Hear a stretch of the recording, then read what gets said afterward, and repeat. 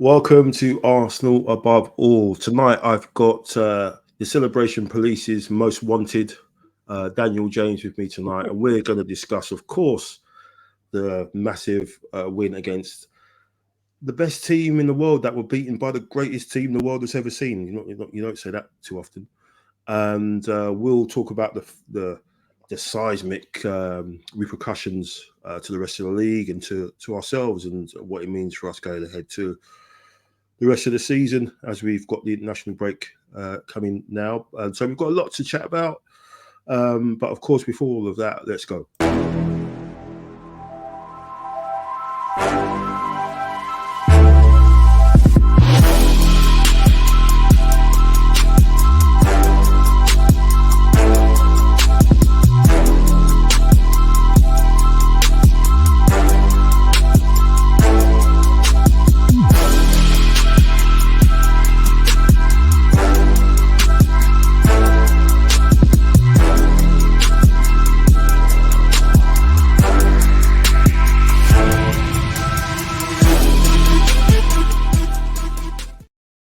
Welcome to the show, Daniel. How you doing, my friend? All good, my bro. Just reveling in the glory of the victory from yesterday. So doing well. Good stuff. Good to see you. It's been a while. I know that unfortunately, you weren't there yesterday. Obviously, you're a season ticket holder, so it would have been amazing to be there. So unfortunately, you missed out on that. But obviously, you watched the game back with probably the rest of the world, and gonna get into it with obviously we'll start off with the lineup. Obviously that's something that's like a bomb that goes off, isn't it, an hour before kickoff? And without fail, there was shrapnel and fragments all over the shop when it was dropped with with that lineup. What was your thoughts on that? I mean, because a lot of people kind of think Arteta seems to have learned his lesson playing against City over the last couple of years, and obviously we saw in the Community Shield how we kind of set up with that sort of double pivot, and it seemed like it was kind of that way again. A lot of people were kind of worried, oh my god, he's going to have Jorginho there as a six on his own. But when you look at a lot of the stuff that was the analytics of the game and the breakdown of the game, it obviously had Rice there alongside Jorginho as a double pivot, and really sort of blocking, the central pathway which City like to use. But what was did you think maybe a party would have totally changed that, or could he have still done that, or was it too early for him to come back? But what was your thoughts on the lineup and how that seemed to play into that performance? Because it was very nervy and very anxious at the beginning, wasn't it? Yeah, do you know what? I think probably City are a team that like to keep the ball and move it around a lot. Maybe Arteta felt that party coming straight in to the lineup was probably a bit too far for him at this stage, I guess. And it was probably best to utilize Jorginho's vision and his passing. And to be fair, there were a couple of really good passes that he was spraying around, forward passes as well. Partey doesn't quite have that in his locker, but when I saw the team, I was like, okay, yeah. I was like, okay, all right. We expected Saka to be out.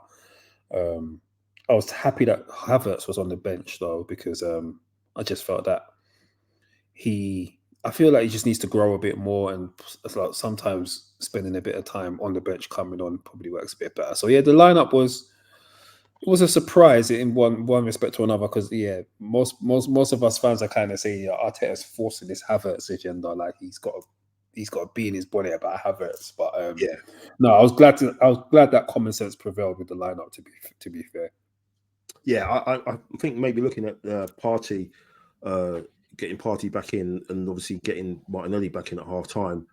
Obviously, those two are coming back from injuries, aren't they? So that might have been a little bit of a risk, in that sense. Because I think we'll talk about it later.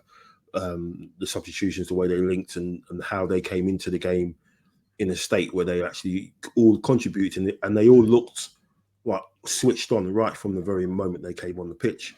Especially Martinelli. But it was kind of a nervy game, because we know what City are like. City are so they're like his pet team. They're like Barca, innit? It's like you just cannot make a mistake. You cannot get dragged out.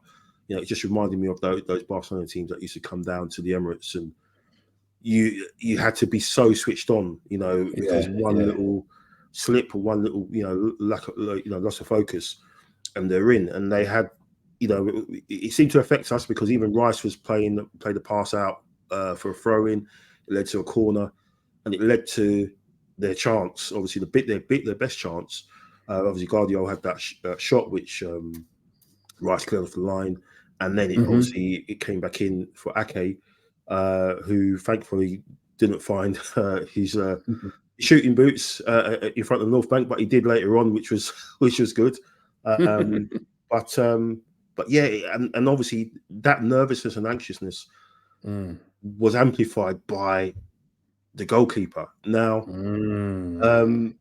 I know we were messaging back and forth and stuff, but it turns out obviously Arteta afterwards was basically saying, it's my fault. It's the way I wanted him to play. Which is good for him to come up and stand up and say that. But even if he did want to play like that, he really, really, really took a lot of risk. Obviously, that chance that fell to Alvarez as well. But do you think it's because you could sense in the crowd that a lot of people there were murmurs and everything like that. People were like saying, and obviously Ramsdale, the whole thing. Do you think it's good that there's this pressure there, this much intense, focus on it, on both the keepers, because of the whole, people were saying, this is Arteta was talking about subbing the keeper. This might be it. But what would that have done to David Raya's confidence if that had happened? But yeah, what was your thoughts on Raya? Because people are saying this is probably the biggest game he's played. I know he's played in playoff games for Brentford and what have you. But yeah, just what was your thoughts on that? Did the game, take over him, the occasion, or was he like adhering to Arteta's instructions, like literally to the letter? Do you know what? You know what, Mike? If we take it back a step and we look at the profile of our two keepers, we've got two keepers that are not exactly world class. They're not keepers that loads of other clubs were coming in for. Do you know what I mean? If you think about someone like, Courtois or Ederson or Alisson being up for sale, all the best teams in the world are going to want them. If you look at the profile, they're two decent keepers, but coming from the lower leagues, yeah. If you look at it from that perspective, we don't have a world-beating keeper in that respect. Ramsdale is a good keeper, good shot stopper. Bit of a weak wrist, in my opinion. A bit calamitous sometimes. We've got Raya. Yeah, it's a couple of inches shorter than I would like for a keeper to be. And at the moment, it looks like he's trying quite hard to impress. So at the moment, I don't feel we have a keeper who just absolutely just settles the back four and just keeps everybody in the stadium calm. It's not like I don't think we've had that, to be honest, since Seaman. Even Lehman was crazy. To be fair, Bernd Leno was quite solid. Never, he made a couple of errors in his time, but not high profile to the extent we're seeing now. But I think we can see why they've been brought in for their ball playing abilities. But yeah, there was definitely. I weren't there yesterday. I was gutted. Daddy duties, but no, I'm not gutted for daddy duties, obviously. But I had daddy duties. My kids might watch this in the future, but yeah, there definitely was. I could sense the nervousness on through the TV, and my mate was texting me from my seat as well, telling me, "Boy." So yeah, it's this keeper thing is a thing, but it's more exacerbated by the media, Mike, because other clubs have had two keepers, decent keepers. Chelsea, didn't they have Kepa and Mendy? Two very expensive keepers. What's that? 150, 160 million quid worth of keepers. Yeah. And other teams have had two, expensive keepers before, but it is what it is. The spotlight is on Arsenal because we had a good season last year, and a lot of people don't see the need for us to swap out Ramsdale. I did see some stats, however, about Ramsdale's passing last season, and it was actually quite shocking. I think something like 67% of his passes were finding the target. Added to that were his unforced errors leading to goals, which he had the most of amongst keepers last season, I believe. So I guess looking at it from a statistics point of view, whereas Raya was at the other end of the scale, he was one of the top performing keepers last season in terms of the stats. Is it a bit biased? Maybe, but then again, Brentford are not a team that, they're very well set up, very well drilled. So I'm not sure. I haven't looked at the stats, but I don't believe that they faced a lot of shots last season because of how they set up. But yeah, look, it is what it is, and the two keepers are going to have to fight it out. I'm not sure. I'm on the fence with regards to both of them. I like Ramsdale's energy and the passion he has. I like Raya's passing and kicking when it's on point, but when it's not on point, as we've seen in the last couple of games, then it can be a cause for concern, Mike. It's going to be interesting to see what happens during the international break, because obviously that's where Raya came in after the last international break. And obviously Arteta was saying the whole, he's going to rotate the keepers, but I think it's pretty obvious now that Ramsdale's the cup keeper, like the domestic cup keeper. The fact that Raya is played in the two Champions League games as well and the league, so I think he's pretty much set. Ramsdale is going to be, the Carabao Cup keeper, the FA Cup keeper, unless it completely goes off the rails with Raya. I think teams are going to see what he's done yesterday and the way he was playing, and they'll take a chance. They'll gamble more, even more so than before. And it's just whether Raya is going to be confident enough to make that pass, and are we going to make that pass to break that press? Because you think if we can get past it through City, everyone else that we play won't be as drilled and as good as City in terms of trying to press. So therefore, technically, we should get away with it. But I'm sure a lot of teams will come to the Emirates and away from home and try and put a little bit more pressure on Raya in that situation. So that's something I think that's just going to come up again and again. So we go into the obviously City have their chance. The game's sort of bubbling along. City are doing what they normally do, have loads of possession. We're losing it a lot. Odegaard, I think, was really wasteful yesterday. The amount of times he was trying to do silly passes, flicks around the corner, went on. Really, surprising. With him, the game sort of got to him a little bit. And then obviously we come to the massive contention or whatever you want to call it with the tackle that Kovacic did on him, and couldn't believe that. I was on the WhatsApp group and saying that's a red card straight away. You could see it, and then he gets a yellow card, obviously, and then they're looking at it and they're replaying it and what have you, and they say, no, that's a yellow card. That's fine. I mean, I can't understand how someone can look at that. You look at Jota's two yellows he got last week. I forgot the name of the Liverpool guy, Curtis Jones, last week. Yeah. When he went over the ball, he got a touch of the ball and obviously was slipped over. Some people say it was reckless. Some people say it was clumsy, whatever. I think it was more clumsy. I don't think he meant to do it. But by letter of law, that's he was kind of high, dangerous play. I don't know how you can look at what Kovacic did for the first one. That's not even looking at the second one, but the first one, Dan. I mean, what was going through your head of that? Because that was just insane. As you can see here, they're looking at it. Obviously checking possible red card. I think people always say there's a conspiracy and what have you. The referees have got it in for us. We know Michael Oliver's got history with us. With what he did with Martinelli in the Wolves game that time when he gave him 2 yellow cards in 8 seconds. And just spinning it on to the other tackle, how quickly he basically waved it off and said, no, that's nothing. There's nothing in that. What was your thoughts on this one, Dan? I mean, it's clear cut, isn't it? I was fuming. To be honest, if one of our players had committed that challenge from behind with the studs up, I would have no complaints about them being sent off.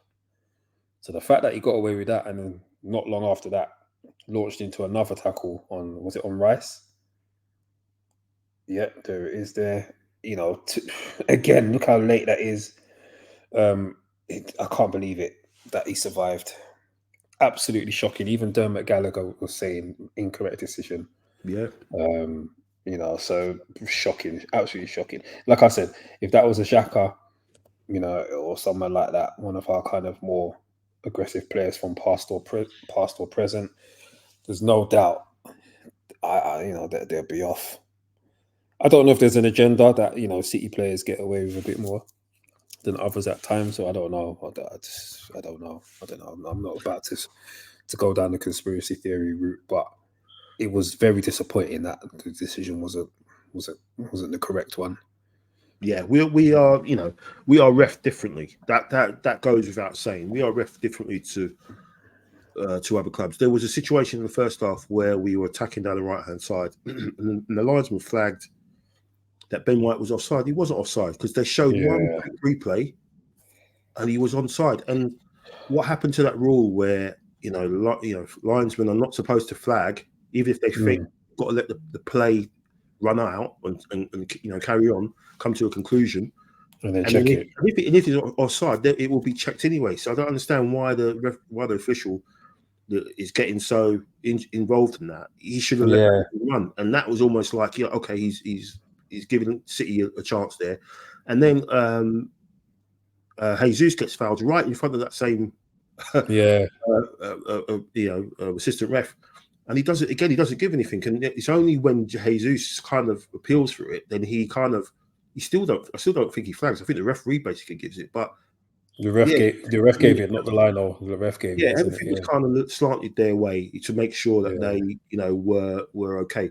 Jorginho got booked first, and his one was okay. You kind of shrug your shoulders. And, that's a yellow card because he's dragged someone back, and of course, he did the right thing, by the way, because but it's kind of like we always seem to, because straight away people say, "Oh Christ, Jorginho's on the yellow. We've got to try and think of getting Party on because he can't press anymore. If he touches someone else, he's going to go down." The same thing as you would have thought with Kovacic.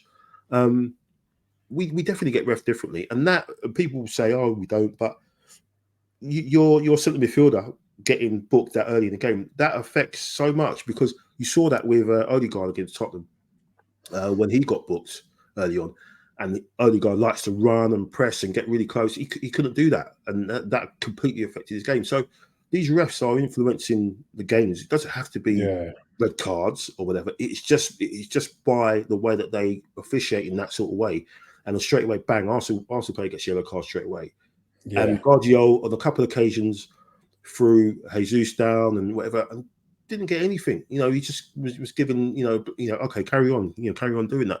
So I the whole thing that Oliver was refereeing, in the UAE or a couple of weeks ago or last week, and then he flies over me and he referees, a game here. There's too much of this going on. There's too much smoke and mirrors going on for me, and I've always thought they're not fit for purpose, and there's no transparency there. But I'm just happy that we actually turned it around and we actually won the game, because imagine we were talking about this with a draw would have been disappointing, but to actually win the game again. But people say, no, it's all right, we should sweep over the carpet. But no, I don't think you should. I think you should still expose it, because those decisions were unbelievable. That first one was unreal, and for him to, the second one, it was the way that Michael Oliver just waved it away straight away. And he someone in VAR should be looking at that and saying, no, look, you've got to look at this again. And it was like straight away he was like saying no, and that's sending a message to the VAR official saying, look, I don't even want to hear anything from you in my ear. I've already sort of, we can't take this any further. We cannot get one of these guys sent off. So yeah, man, that was frustrating, but we got stronger after that because I think the crowd got their backs up, and you've been there. You know, how many times have you been there where a referee performance just gets everyone's backs up, and then it causes this sort of momentum in the crowd, and I think the players fed off that a little bit because I think we finished the second half a little bit stronger, and then obviously we go to half time, and then Martinelli comes out and just carries on as he, like he hadn't been away. He looked full of energy, and that gave Kyle Walker something to think about. But what was your thoughts on Martinelli, man? Just the way he came back, because I've been saying it for the last couple of weeks. I think everyone has. We've really missed his energy and his ability to go the other side and get that ball over the top. But what was your thoughts on him and how he kind of took the game over? I agree. When he come on the first couple of minutes, he had that shot, didn't he? And he just straight away looked like he gave Kyle Walker something to think about, because it's well documented that Kyle Walker's quick. Martinelli is quicker. So Kyle Walker had to think about his game ultimately, and that probably halted his runs going forward, because we know that he likes to get forward, Kyle Walker, and put in crosses and stuff for Haaland. But yeah, man, different type of energy when he came on. Trossard is a good player. I like Trossard, but I think he's probably a bit of a more diminutive kind of technical player, where Martinelli's like, get the ball, I'm going to run at you, I'm heading towards the goal. Do you know what I mean? Kind of player. Different. So they're different. Trossard is not, I don't see Trossard as a winger. I see Trossard as somebody who can play in like Odegaard's position, or like a false nine. So Trossard is not. He's got a bit of pace, not over a long distance, but he's got good short bursts of pace. But the last few games that he's played after his scoring run, sometimes I don't know. I'm just finding that the game is not suiting him for whatever. I don't know if he's not getting the ball enough out on the left. Sometimes we've seen Martinelli as well complain about not getting the ball enough on the left. A lot of our play goes on the right hand side with Saka and White. But no, when he came on, made a big difference, and it's good to have him back. Good to see Partey coming on as well, and just hopefully Saka's all right too. Yeah, we'll talk about Saka in a bit, but I thought you're right. I think most of the players stepped up to the plate. I think the only ones that were kind of disappointing, I think Jesus was brilliant, worked really hard. You could see he kind of had a point to prove. I'm sure he would have preferred to play up front and the position that he wanted to play.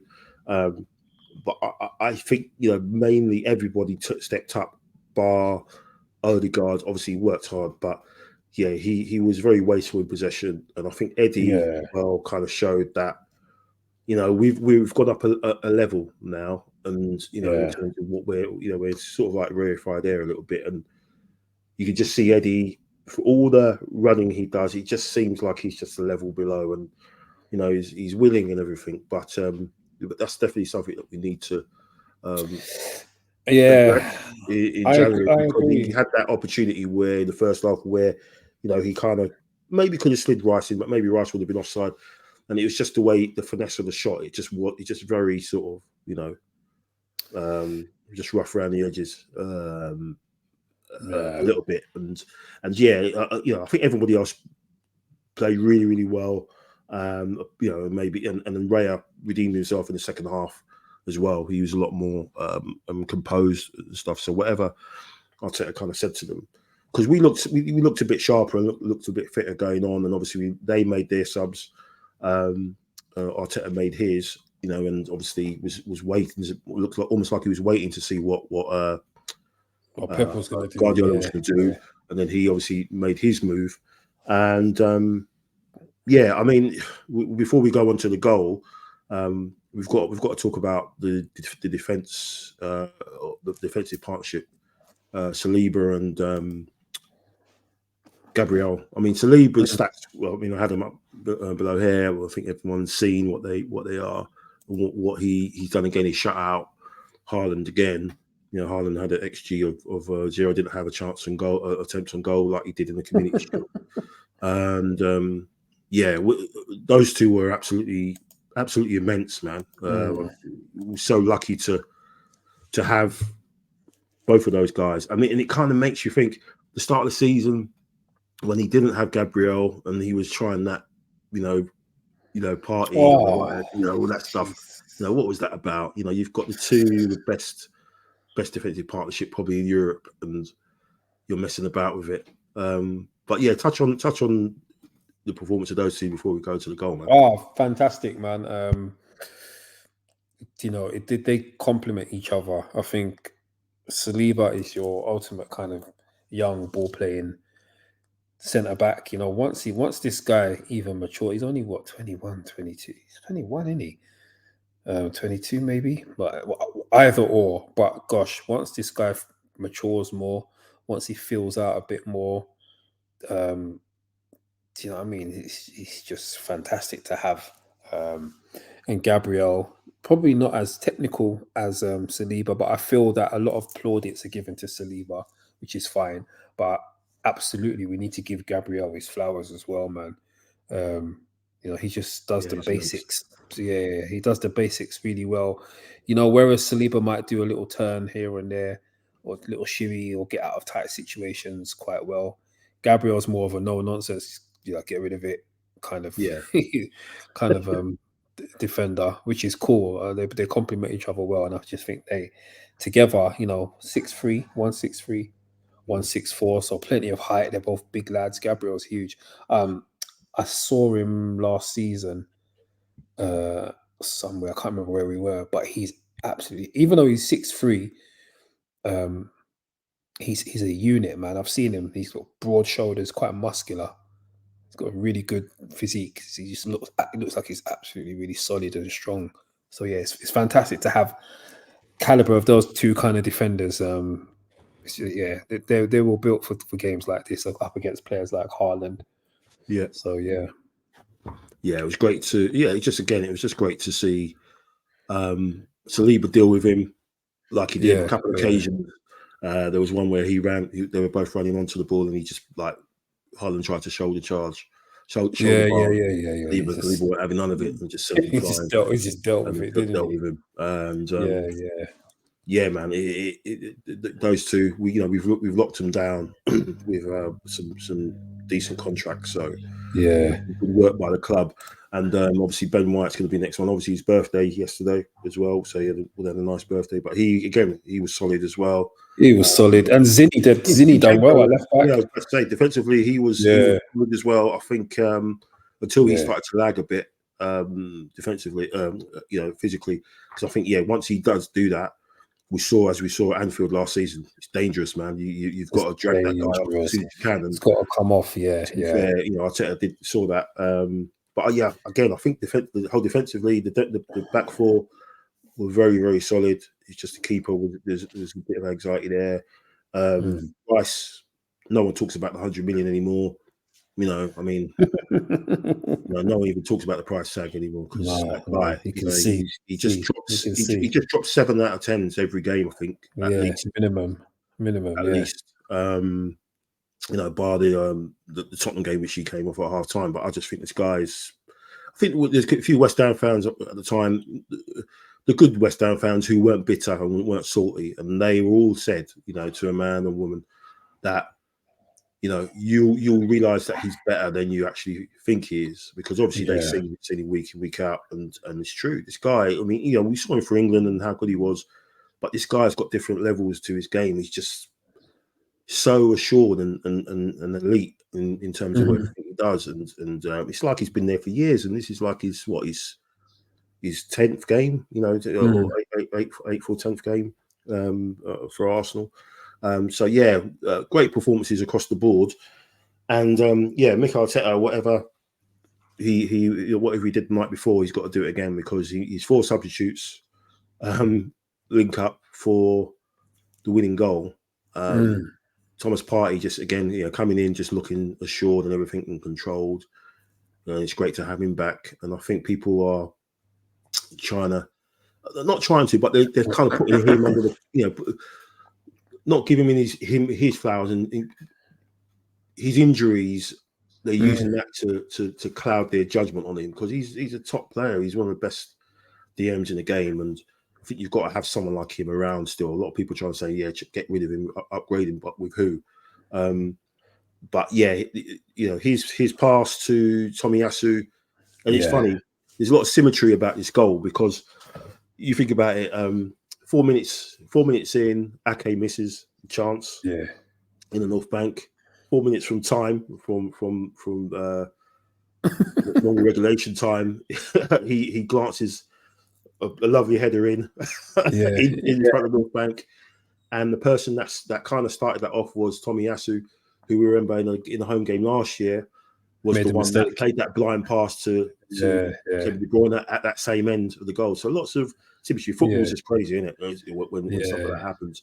And again, if you would have said, "Oh, we're gonna get a clean sheet," in our first couple of home games, you think, okay, yeah, Fulham and Forest, you wouldn't think we would have conceded goals in all those other games and kept a clean sheet against the best team in the world. So, but yeah, he drops it to Havertz, who, after his first goal against Bournemouth in the league last week, he ends up getting his first assist to the Brazilian star boy, Martinelli. What was you doing when that went in, man?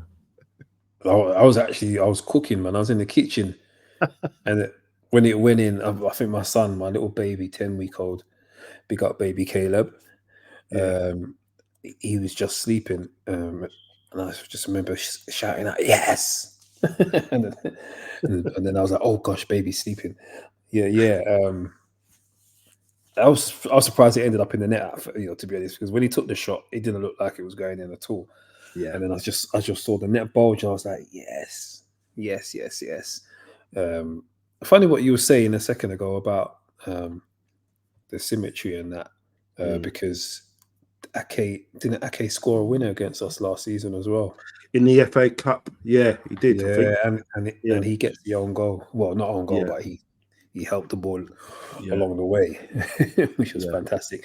I must say, though, one thing, I don't know what Pep was doing with his lineup. That wasn't a lineup I expected. I thought Grealish would have been there to give us problems.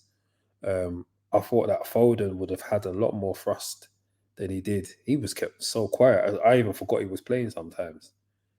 We didn't see much from Foden going forward. And even Bernardo, I was a bit surprised by Pep's. I think if I'm completely honest, I would actually say we were probably helped by Pep's lineup as well. I was surprised. I thought he would have gone with Doku and Grealish outside of Haaland, with Alvarez behind. I thought that I was a bit worried that was going to be the lineup, because I think that would have caused us a lot of problems. But I don't know what his idea was. Maybe I don't know what Pep's idea was, but whatever it was, it didn't work out. I think it was basically chess, wasn't it? I think it was chess, and I think the way the game the way it was tailing towards the end, it was like, well, okay, both teams were it seemed like, okay, we'll take a draw here because it's early days. A defeat isn't the end of the world. Whereas when we played them towards the end of last season, it was like a cup final, and I think Guardiola said that, didn't he? He said, "Oh, all these games are cup finals," and we know what City are like when it comes to the running. The last 10 games of the season, they turn into they turn into T1000s, isn't it? They just start running you down and just keep running, win all the way. And I think we've seen it the last couple of years where when they lose games, they tend to be on the first half of the season.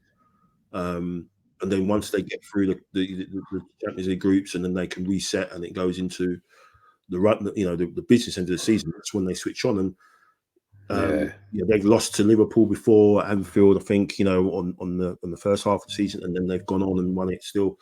So exactly, this isn't a be all and end all. It's just, it's just when they get into that game state where this is it, it's kind of do or die, then that's when they switch on. So I'll tell you what, though, Mike. I'll tell you what, it's not the be all and end all, because we won. Had City had won, I guarantee you, the media, the pundits, everybody would have said, "Oh no, that's it. Arsenal are not title contenders. That's it. That's proved it." We all knew they're weak. They're blah blah blah. It's only because we've won that the narrative is, it's not the be all and the end all. Yeah. You know, City are still going to come back, and they may well do, but it's just as you alluded to earlier. Sometimes things are a bit different when it's Arsenal, and I know sometimes it can feel like that as a supporter of your own club. You feel like there's a bias, but yeah, no, I agree with you, man. Yeah, I mean, it's you saw at the start of the game or the build up. A lot of it was a focus on Saka. The fact that he's run and snaps now, 87 games, consecutive games he's played for us, and how are we going to cope without him? He's so important in terms of what we need to do and how we play. And that's all I heard. And then once we beat them, it kind of flipped to, City haven't got De Bruyne, they haven't got Rodri, and what have you. But you look at our team and how many players, how many key players do we have out as well? Obviously, Saka, Partey as well didn't come until the last 20 as well. So it like you said, the narratives change. Whenever it suits, City or whatever. And to be fair, Theo Walcott was a pundit, and he's growing on me in terms of that. And he kind of came out and said stuff like that. He said, Saka weren't playing today, and they still won. So again, that's an important thing as well, isn't it, Dan? In terms of the fact that we've won a game of that magnitude without Saka. When you look at the numbers that he's produced in that run of 87 games, like 29 goals, 21 assists. What does that do to Arteta? Does that, we've been saying it for the longest time, does that mean that he can maybe trust his team, his squad more to maybe take him out if needs to in certain games? He has to, Mike. He has to because Saka's a young lad. We don't want him burning out like Wilshere did, like Michael Owen did, and other fantastic young footballers that broke down at later points of their career. He has to give him a rest, man. He has to sometimes, the way Pep manages Foden, for example, is a good example. Foden's a fantastic player, hasn't got the same output as Saka, but Foden doesn't necessarily start every single game. He's not relied upon as heavily as Saka is now. Obviously, he's our star boy. He's arguably our best player. So he's the go-to guy, really, isn't it? If we want a goal or an assist, and so the pressure is naturally on his shoulders. But I think that needs to be managed really well. Sometimes to protect him, is bring him off. The other day we were messaging about it. We were 3-0 up against Bournemouth. Take him off, man. There's no need to leave him on. He didn't take him off until the 80-odd minute, was it?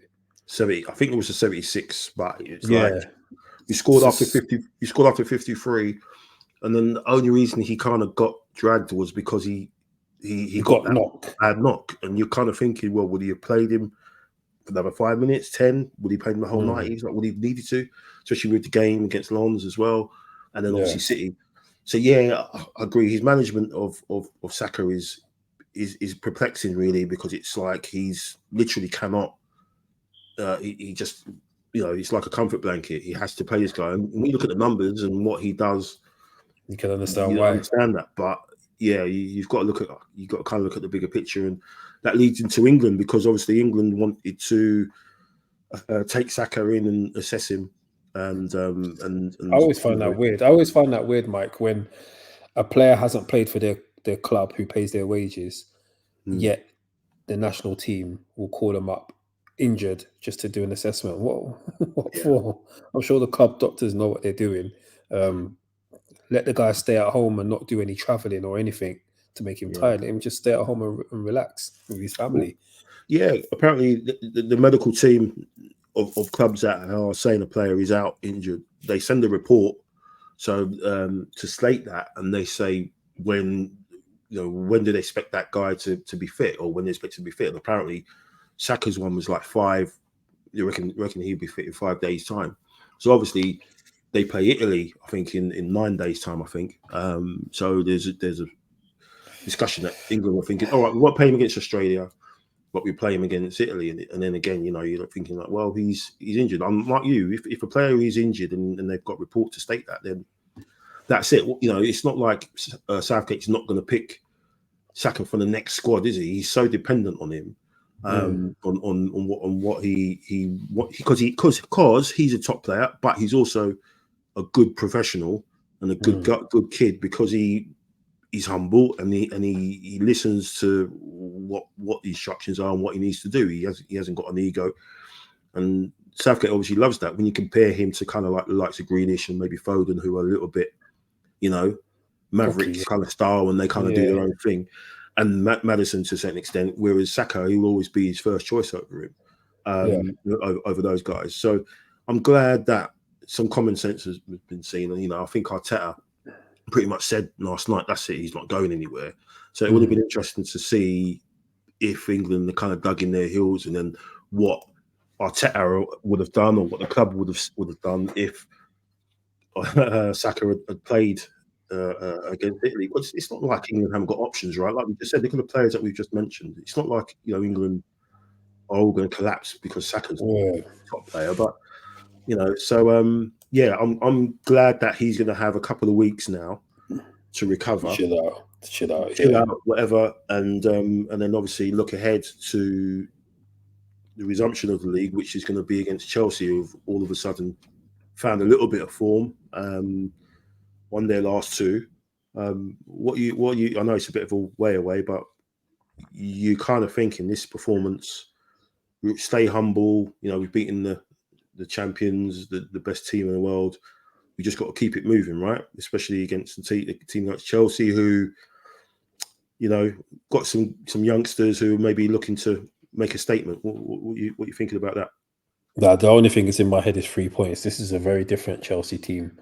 The only thing we need to worry about is the fact that they're managed by an ex-Tottenham manager, so he'll have an extra incentive to want to beat us. But other than that, I'm expecting we're going to go to the bridge and win that. They're poor.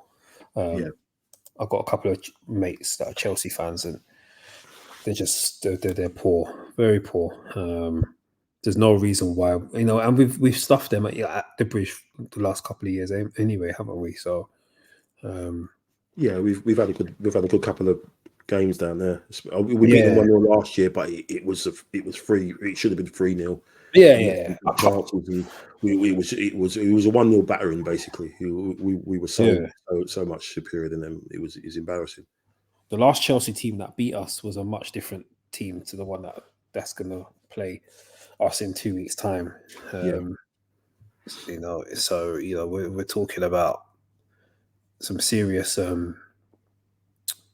developments and how things are going at Chelsea at the moment. They're going through transition, obviously, and you know what? They're at home. They are going to be dangerous in one respect, but for me, it feels as though they just don't have that threat.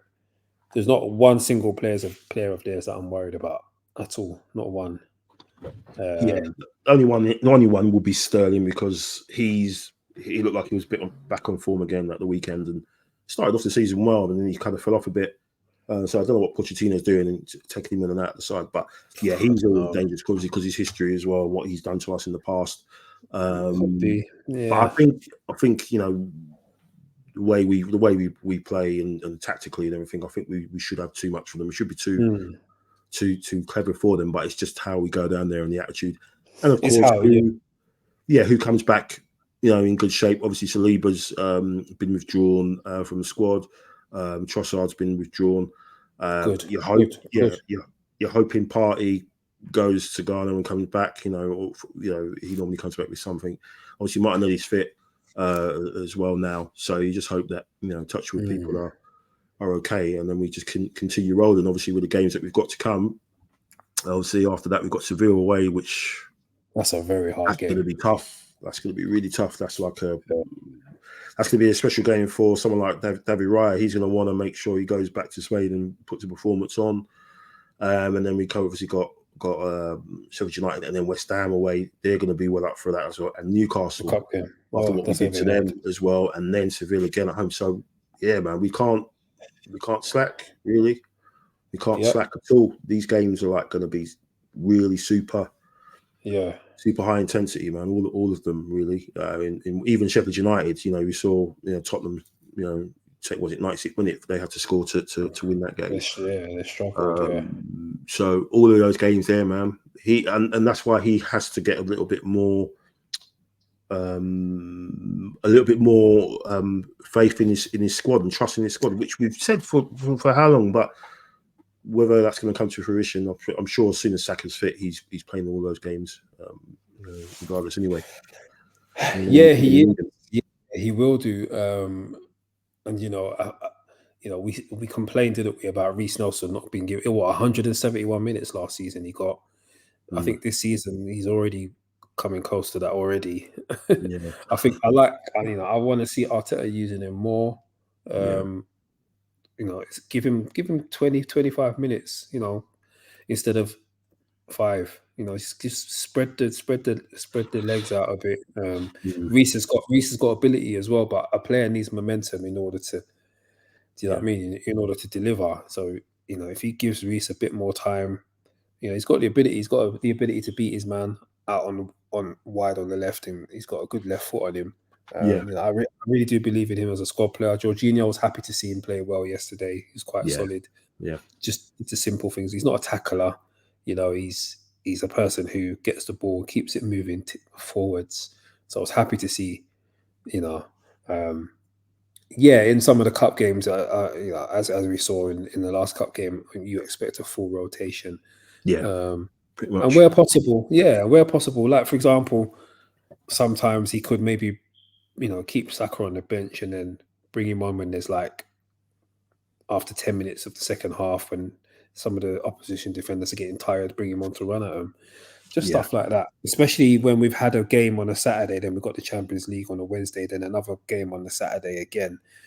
I don't know. We're only fans who kind of speculate with our own views, innit? But it's going to be interesting. I think even the West Ham game away. He's going to have to load up the bench for that because they're going to be. He's going to have to for it.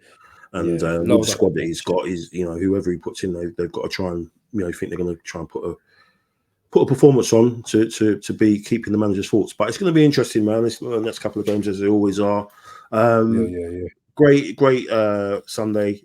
First win against City in the league since 2015, December 2015, man. Good to end that run. Obviously, we dealt with him a couple of times in the FA Cup, but obviously in the league, that's big. And let's hope he keeps us in good stead by the time we play them next time at the Etihad. I think that's towards the end in the running as well, apparently. So all good stuff. All good stuff. No, thanks, Dan, for your time. Yeah, cool, man. And pleasure for anyone watching, don't listen to Pep. Pep said, we were beaten by, what was he saying? We were beaten by a deflection. A deflection. What was the difference between the two teams? A deflection. Yeah. Same on the Community Shield then as well. Forget the 5 penalties that we slotted. 5 out of 5 penalties that we slotted. Don't worry about that as well. So 2 deflected goals. Look, there you go, symmetry. So we should have titled the show symmetry. A bit of symmetry again. To beat City, but salty Pep. That's the Pep that we like. The better one. That's the Pep we love. He's basically football's Thanos, isn't he? He's bald as well. So there's that thing, and he's got all the.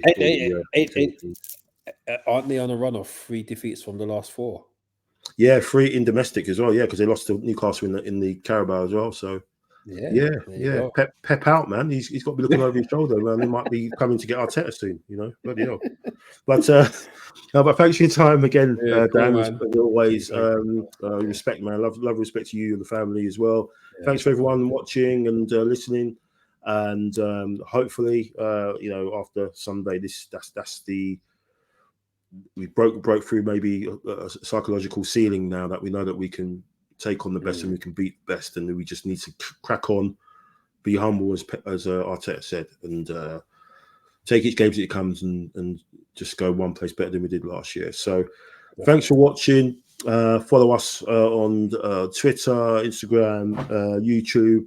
Subscribe, please, and hope you all have a good week or 2 off, obviously after the national break, to bask in this win. Devour all the content you can.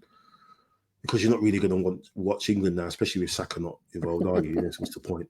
And thanks again, man. Thanks, Dan. Come on, you Reds, and see you guys soon. Man, remember, Giroud into the box, and they have immediately.